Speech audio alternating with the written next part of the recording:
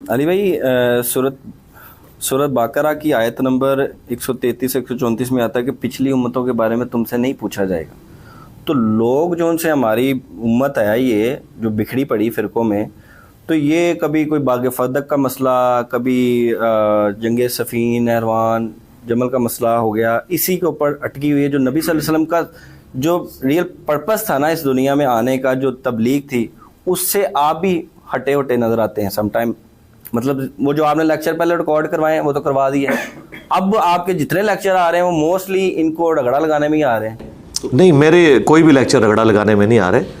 जब मेरे ऊपर झूठा इल्ज़ाम कोई लगाता है और मुझे वनरेबल करता है तो मैं उसको रिबटल करता हूँ। मैंने पिछले दिनों भी कहा है कि मेरी कोई एक वीडियो दिखाएं 7-8 साल में मुसलसल जिसमें मैंने कभी किसी आलिम दीन की तस्वीर लगाई हो या रिप्लाई टू किया हो। मेरे 200 मसला नंबर रिकॉर्ड है, बल्कि 201। तमाम जो है वो टॉपिक्स के ऊपर है। हयातुन नबी, हाज़िर नाज़िर, इल्म गैब, रफ़ुल यदैन, गुस्ताखाना इबारात। कभी थंबनेल के ऊपर ना किसी आलिम का नाम ना किसी को रिप्लाई। मैं तो इंडिपेंडेंट अपना मुकदमा पेश करता रहूँ। जब आप लोगों ने मेरी तस्वीरों के ऊपर क्रॉस लगाए, मेरे ऊपर झूठे इल्ज़ामात लगा के मेरी लाइफ को वनरेबल किया, तो एक तो रास्ता यह था कि बुज़दिलों की तरह मैं रास्ता छोड़ देता, नहीं। दूसरा तरीका यह था कि मैं आंखों में आंखें डाल के मैं आपको जवाब देता कि एक गरीब तो बदतमीज, तुम्हारे पल्ले ना कुरान ना सुन्नत, और तुम मुझे कुरान और सुन्नत बयान करने के ऊपर क्रिटिसाइज कर रहे हो, मेरे ऊपर झूठे इल्जामात लगा रहे हो, तो मैं तो जवाब दूंगा ही, मेरा राइट है। तो मैंने अपना राइट यूज किया है और मैं ये कर रहा हूं। अभी भी कराची के मुफ्ती साहब ने एक मसला उठाया, उसे मैंने रिबटल किया। इसी तरीके से वहाबियों के उलमा ने मसला उठाया, लाल रुमाल वाले ने उठाया, उसको मैंने रिबटल किया। इनसे पूछें कि तुम्हारे चैनल के ऊपर 100 में से 95 लेक्चर्स अमीर शाम के दिफा के ऊपर हैं। मेरी रेशो प्रोपोर्शन तो ये नहीं बनती। अगर मेरी सारी वीडियोस देखें तो 344 तो कुरान क्लासेस हैं। तुम में से किसने कुरान क्लासेस रिकॉर्ड कराई और पूरा कुरान रिकॉर्ड कराया? बातें हमें करते हो, सारे काम तो हमने किए हुए हैं। मैंने हर टॉपिक के ऊपर बात की हुई है। तुम लोग तो सिर्फ टॉपिक ही है कि मामू को बचाना है, लेकिन मामू ने नहीं बचना। उसके लिए कुरान और हदीस को खत्म करना पड़ेगा। कुरान और हदीस तो है, तो अब आप ये चाहो कि कुरान और हदीस और मामू दोनों पैरेलल में रहे, तो ये ऐसा तो नहीं होगा। तो मैं रिबटल कर रहा होता हूं, इसलिए मेरे पे कोई इल्जाम ना लगाए। इंतशार में ज्यादा, अच्छा, वो इंतशार की तरफ बाद में आता हूं। इंतशार तो तब पैदा होगा जब मैं इसका आगाज कर रहा हूं। आगाज तो जाकिर नाइक ने किया था जब उसने हज़रत हुसैन के मुकाबले पे यजीद को रज़ी अल्लाह अन्हु कहा था। उस वक्त ये मुसलमानों की इत्तेहाद उम्मत का जो जज्बा है, देवबंद, अहले हदीस और बरेलवियों का, वो कहाँ मरा पड़ा हुआ था कि डॉक्टर जाकिर नाइक के ऊपर फतवे निकालते, उसे कहते गुस्ताखे सहाबा। ये सारे फतवे जो मेरे ऊपर लगा रहे हैं, उस वक्त किसी वहाबी को नहीं याद आया कि हज़रत हुसैन के मुकाबले पे यजीद को लेके आ रहा है वो, और रज़ी अल्लाह अन्हु कह रहा है उसे कुछ कहें। जब मैंने जवाब दिया तो मेरे भाई, आप हमें जूतियां भी मारें और रोने का मौका भी नहीं देंगे? नहीं सरकार, ऐसा नहीं होगा। हम रोएंगे भी नहीं और वो जूतियां छीन के आपके सरों पे मारेंगे, बल्कि आपके हैंडलर्स के सरों के ऊपर मारेंगे। हम वो नहीं है मेरे भाई, हमसे आप ये उम्मीद ना रखें। बाकी जो आपने कुरान का हवाला दिया, अफसोस के साथ कहना पड़ेगा कि कुरान भी आपको आपके बुजुर्गों ने नहीं समझाया। आपका ये कहना कि हमारी दावत जो है वो इसके ऊपर खड़ी है, नहीं। इस प्लेनेट अर्थ पे सिर्फ हम हैं जो नबी इस्लाम की मुबारक दावत के ऊपर खड़े हुए हैं। नबी इस्लाम ने कहा था कुरान और सुन्नत। मेरे अलावा अगर प्लेनेट अर्थ पे कोई आलिम दीन है जो कुरान और सुन्नत के रेफरेंसेस देता हो और एक एक चीज़ डिस्प्ले करवाता हो कि आप काउंटर वेरीफाई कर सकें, तो ज़रा उसका नाम प्रोड्यूस करें। बहुत मुश्किल से आप जाकिर नाइक का नाम लेंगे, लेकिन वो भी मुसलमानों के मसाइल से उसका लेना देना नहीं। लिहाजा मुसलमानों को तो उससे कोई इंटरेस्ट नहीं है। ज़्यादातर गैर मुसलमानों को या गैर मुसलमानों के साथ रहने वाले मुसलमानों को इंटरेस्ट हो सकता है। मुसलमानों में तो सिर्फ हम बात कर रहे हैं कुरान और सुन्नत। कुरान और अहले बैत से ही मुस्लिम में आया। अहले बैत का दिफा कौन कर रहा है? जब नबी इस्लाम मुझे ये कह रहे हैं कि मैं तुम्हें अहले बैत के मामले में अल्लाह का खौफ दिलाता हूँ, तो इसका मतलब क्या है कि मेरे अहले बैत से मोहब्बत करना और उनके दुश्मनों के खिलाफ उनका दिफा करना। तो मैंने ये नबी इस्लाम की ड्यूटी पूरी नहीं करनी है। रह गई ये आयतिल का उम्मतुन क़द खलत लहा मा कसबत वलकुम मा कसबतुम। इसका नाऊज़ु बिल्लाह माना जो ये लोग लेते हैं, अगर लिया जाए तो कुरान कोलो फेल में कुरान के खुद तज़ाद है, फिर नाऊज़ु बिल्लाह। जबकि सूरह अन-निसा की आयत नंबर 82 है, अगर कुरान अल्लाह के सिवा किसी और की तरफ से नाजिल होता तुम इसमें इख्तलाफ कसीर बातें। कुरान अगर कह रहा है कि ये अगले लोगों की बातें हैं, वो उम्मतें गुजर चुकी हैं, उनके माल उनके साथ है, छोड़ दो उनको उसके हाल के ऊपर, उनको जिक्र ना करो, तो कुरान तो सारा जिक्र ही अगली उम्मतों का करता है। जितनी हलाक शुदा उम्मतें थी उनके ऐब बयान करता है। हज़रत यूसुफ के जो भाई थे, दो नबियों के वो सहाबी थे, हज़रत याकूब अलैहिस्सलाम और यूसुफ अलैहिस्सलाम, उनकी गलतियां हाईलाइट करता है। और अब मुहावरा दुनिया में बोला जाता है बरादरान यूसुफ, ये इस मुहावरे की माँ जो है वो सूरह यूसुफ है। तो आप क्या सहाबा कराम की ये तौहीन हो रही है?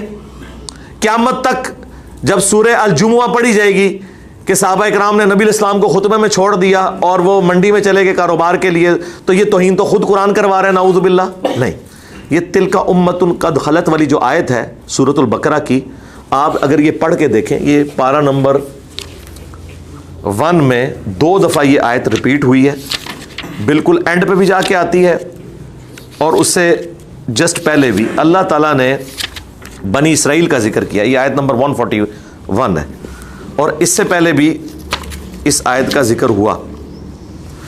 किस हवाले से? हाँ, ये जिक्र हो रहा है तौहीद के हवाले से। आऊज़ु बिल्लाहि मिनश शैतानिर रजीम, बिस्मिल्लाहिर रहमानिर रहीम। 133 नंबर आयत। अम कुंतुम शुहदा इज़ हदर याकूब अल मौत, क्या तुम उस वक्त वहां मौजूद थे जब मौत आ पहुंची याकूब के ऊपर। इज़ क़ाल लि बनीह, जबकि उसने अपने बेटों से कहा, मा तअबुदून मिन बादी, मेरे बाद तुम किसकी इबादत करोगे।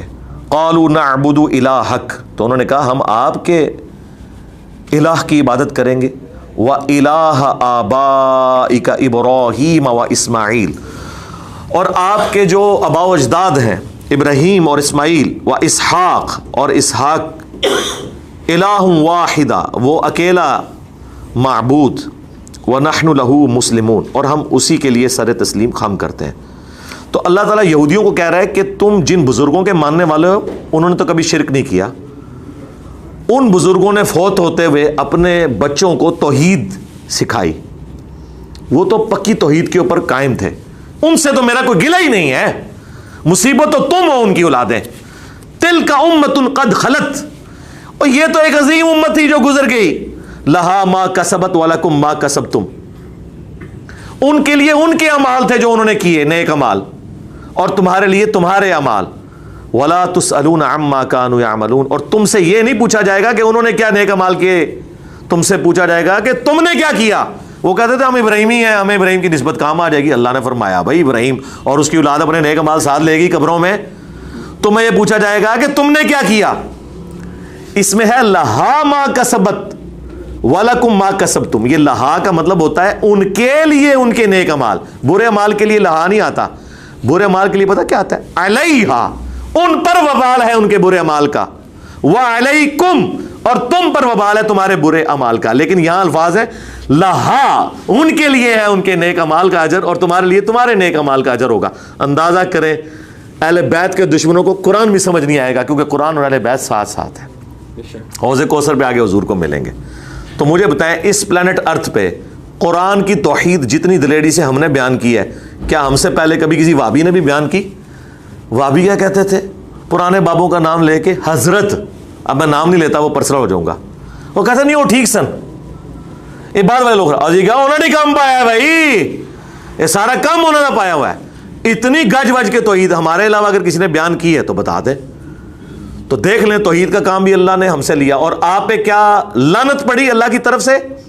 बनु उमैया के दिफा में, अमीर शाम के दिफा में अल्लाह ने आपसे तौहीद का काम भी ले लिया, सुन्नत का काम भी ले लिया। अब सिर्फ बनु उमैया की चाकरी रह गई है। अगर हमारे ऊपर लानत पड़ी होती ना तो हम सारा काम छोड़ देते। मेरी कुरान क्लासेस उसी तरह चल रही हैं, तमाम हालात हाजरा के इश्यूज के ऊपर मेरी वीडियोस उसी तरीके से चल रही हैं। मैं अपने मामलात को कुरान और सुन्नत की रोशनी में हर टॉपिक के ऊपर उसी तरीके से लेके चल रहा हूं। आपकी जिंदगी मामू के दिफा से शुरू होके मामू के दिफा पे खत्म हो रही है, लेकिन मेरा एक नारा 2812 तक़्तुलुहुल फ़िअतुल बाग़िया यदऊहुम इलल्लाह व यदऊनहु इलन नार, आपके पूरे मुकदमे को उठा के पैसिफिक ओशन में फेंक देता है। जाओ रहो क़यामत तक। अभी तक शियाने अली रो रहे थे, अब तुम्हारे मरसिये शुरू हो गए हैं शियाने बनु उमैया के इंशाल्लाह। और बनु उमैया से मुराद अदर दैन उमर बिन अब्दुल अजीज और अदर दैन उस्मान बिन अफ़ान, वो हमारी पार्टी के लोग हैं। हम उन्हें आले फिरौन में मूसा मानते हैं। अगले दिन एक भाई आए, उन्होंने कहा जी आप पूरी बनु उमैया को कह रहे हैं यार। मैंने कहा जाहिर है, अंडरस्टूड है, मेजॉरिटी के ऊपर हुक्म लगता है। कहते हैं साबित करो। मैंने कहा साबित ये अल मुस्तदरक हाकिम में हदीस है, मुस्नद अबी शाला के अंदर हदीस मौजूद है कि मैंने बनु मरवान के बंदरों को अपने मिंबर पे देखा है। और अबू हुरैरा कहते हैं जब हुजूर ने ये ख्वाब देखी तो वफात तक फिर खिलखिला के मुस्कुराए नहीं है इस गम में। तो हुजूर ने तो पूरा बनु मरवान जिक्र किया, हालांकि मरवान का पोता है उमर बिन अब्दुल अजीज। तो क्या आप ये कहेंगे कि हुजूर उमर बिन अब्दुल अजीज को भी कह रहे थे? तो ये हुजूर की बात की तावील करेंगे कि बनु मरवान से मुराद है जो लोग बुरे काम करेंगे। तो सरकार बनु मैया से भी मुराद मामू पार्टी है, उस्मान बिन अफान और उमर बिन अब्दुल अजीज नहीं। जाओ तो आड़ा वास्ता उस बंदे नाल पे है कि बनु मैया की सारी अकल जहां पे खत्म होती है ना, वहां से हमारी नहीं, हमारे स्टूडेंट्स की अकल स्टार्ट होती है। अब मैंने रुजू कर लिया अपनी बात पे, मारी किधर, मारी अकल को आप कहां पहुंचेंगे? हमारे साथ तो ताईद है कुरान और सुन्नत की, अहले बैत के दिफा की, अल्हम्दुलिल्लाह। ठीक हो।